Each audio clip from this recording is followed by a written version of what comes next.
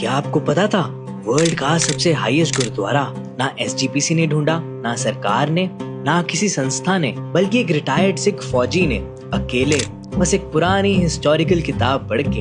हाँ जी, की हाल चाल सोने उस वाहिगुरु जी का खालसा वाहिगुरु जी की फतेह। आज हम पहुंच गए हैं Gurudwara Shri Hemkund Sahib, world's highest gurdwara which is at 15,200 feet.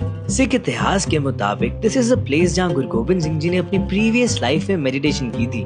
Guru Sahib himself mentions this place in Bachitra Natak as Hemkund Parvat Sapt Shring, मतलब एक बर्फीला कुंड, frozen lake which is surrounded by 7 mountain peaks.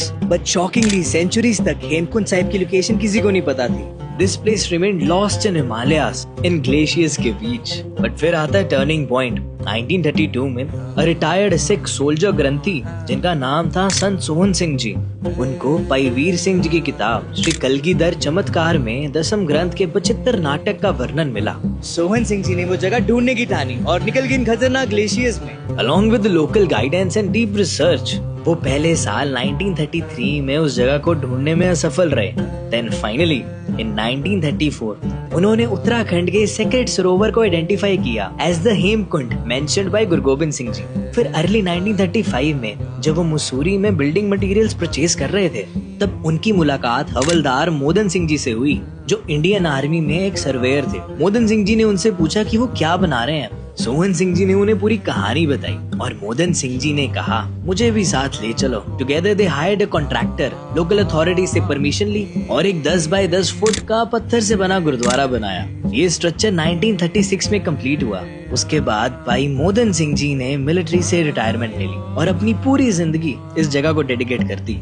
वो हर साल इधर क्लाइंब करके कंस्ट्रक्शन को सुपरवाइज करते थे। वो खोखले पेड़ों के अंदर रहते, बहुत कम खाने पर जीवन बिताया और 1960 में उनका देहांत हो गया। इमेजिन दिस मोमेंट, एक जगह जो सदियों तक हिस्ट्री में खो गई थी, सडनली सिख हिस्ट्री से दोबारा रिकनेक्ट हो गई। After its discovery, Sikh pilgrims धीरे धीरे इन इम्पॉसिबल माउंटेन्स को क्लाइंब करने लगे just to reach this sacred site. Later during 1960s, present day gurdwara structure बनना शुरू हुआ with the support of Indian Army and Sikh devotees. And today, हजारों पिलग्रिम्स हर साल इस इंटेंस हिमालयन यात्रा को कंप्लीट करते हैं, सिर्फ इस सेक्रेड सरोवर तक पहुंचने के लिए, जो 7 बर्फीले माउंटेन से सराउंडेड है। From being lost in history to becoming one of the highest Sikh shrines in the world, Hemkund Sahib proves that some places are not built famous, they are rediscovered by faith. Comment link for complete itinerary details and history और follow for the next reel, क्योंकि हम हेमकुंड साहिब के architecture के बारे में बताएंगे। Don't worry, Gurnoor है ना, सब बता देगा।